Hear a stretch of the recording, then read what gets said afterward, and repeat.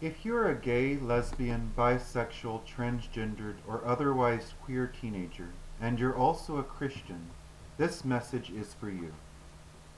I used to be a gay teenager, and I'm still gay. That doesn't change. I grew up in a conservative Christian household and attended a conservative Christian school.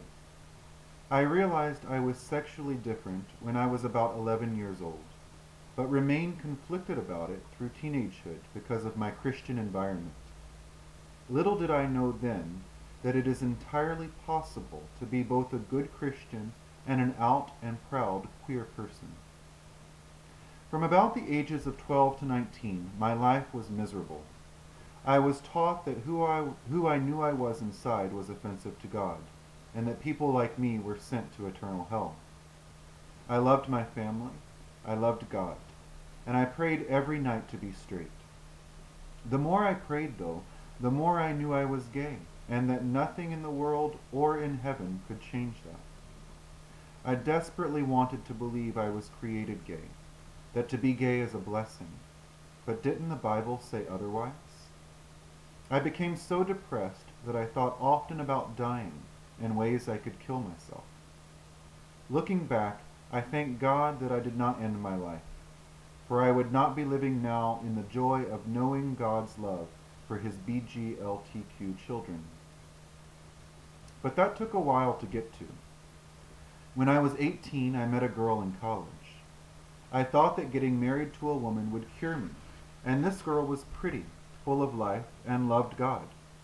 We started dating, and I told her about my sexuality during that time, but we both thought I could change, and we both thought that was what God wanted. We got married when I was 19 and she was 23, and though she was always a good friend to me, getting married was the worst mistake of my life.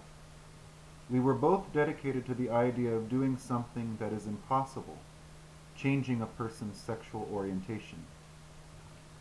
We were both miserable for the next 4 years. I wanted desperately to be with a man, and I could not give my wife what she needed. Every day I regretted the decision to get married, not just for my sake, but also for hers. Finally, after counseling and years of intense prayer, we decided to get divorced. I knew I could not change. At this point, I hated God and the church and religion in general. I thought all these things were just tools to keep humans in emotional and psychological slavery. After our divorce, I moved to South Korea to teach and start my life over again, as far away from home as I could get.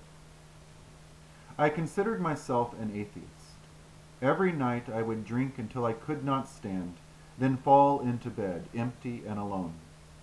I did this for a year. Finally, after an alcohol overdose landed me in the hospital, I realized that something was missing in my life. That love for God I had as a teenager was still somewhere deep inside me, and I began praying and reading the Bible again. But this time, I prayed and read the Bible as an out and proud gay man. I approached God boldly, as a friend, even as a lover.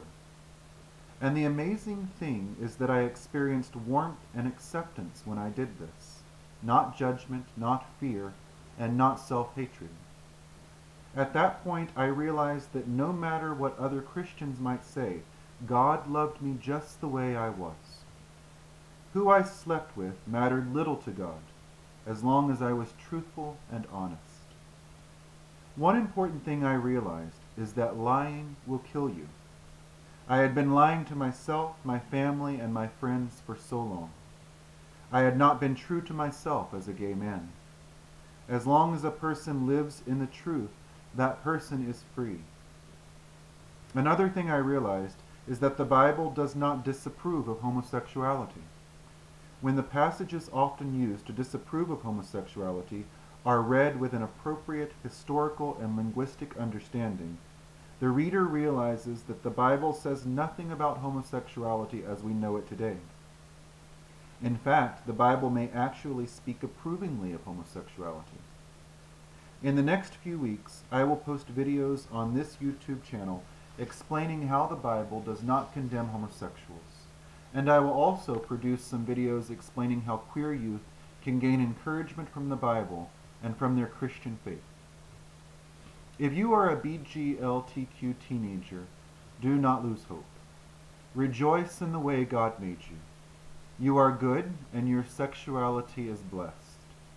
Know that as hard as it may seem now, there is joy and freedom in living in the truth.